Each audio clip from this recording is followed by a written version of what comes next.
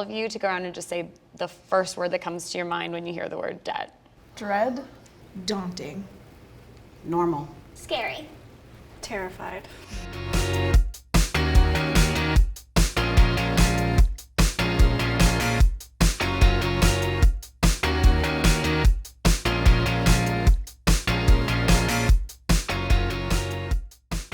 One of the things I think is so interesting about the conversation Alicia and I had previously was that you felt like you couldn't tell people that you didn't have enough money to go out. So you would go out or you would skip things and feel really guilty about not doing it, rather than just raising your hand and going, actually, it's out of my budget. I know I've been in those situations before, 100%, and you feel so embarrassed. I'm thinking bachelorettes and, that sometimes travel that comes with that. Yes, I want to celebrate this really big moment with you, but I can't afford it. And then what do you do? How do you have that conversation? You kind of feel like it's a personal failure and you feel really icky about it, and then you don't hurt their feelings. And then when you're an extrovert, it hurts to say no. And I think what I love so much about your point is not necessarily it's not in my budget, it's just that's not what I'm spending my money on, and realizing that that's okay. Totally. And I think we all need to remember too, it feels really scary to say it. It can also feel scary to receive that, because I know on my end, if someone were to say that to me, my immediate feeling, because I'm a fixer, okay, well, what can I do to make this feel better for you? Help build your friends up. You don't have to, even if you don't have $50 to give your friend, find a way to make it so that everyone can afford to do the same thing. YOB, potlucks. Yes, totally. And I think figure it out. Yeah. Amanda, why do you think talking about money feels so shameful? I think it's because the world revolves around it.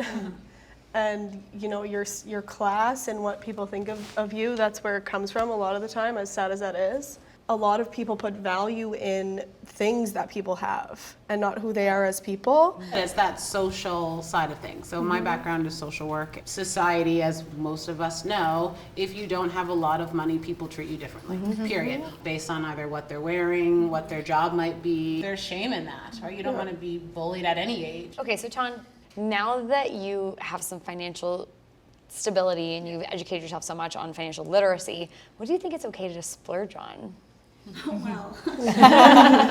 I really like handbags. I love the history of a good handbag, the design. I just love the idea of that I can pass it down. I think it's like what it represents, right? It's not, it doesn't matter whatever it is for someone. Maybe it's a watch, maybe it's a handbag, or it's a specific kind of car. I think it represents something to you. And it's very personal. And how it makes you feel, regardless of the why. What about for you, Alicia? Do you think it's okay to splurge on? Well, I love a good handbag.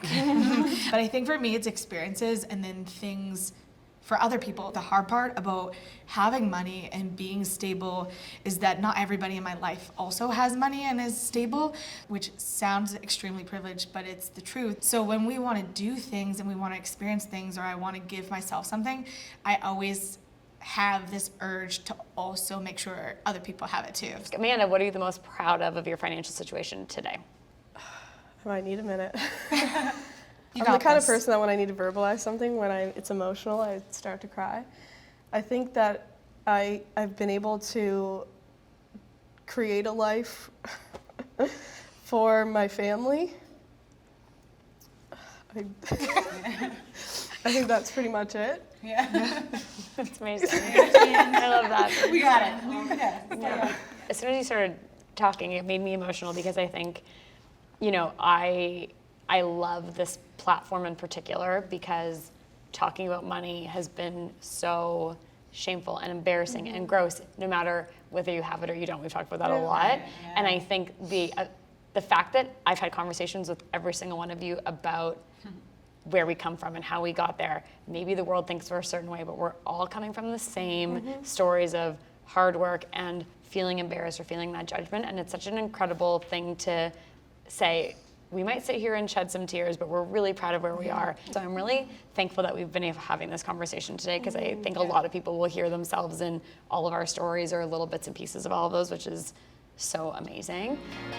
Once you start talking about money, you'll find that there are so many more people out there willing to share their stories with you too. And that's how we learn about money, is by talking about it. Tune into Your 2 Cents, the podcast. We talk to so many incredible people about their experiences with money on all kinds of topics.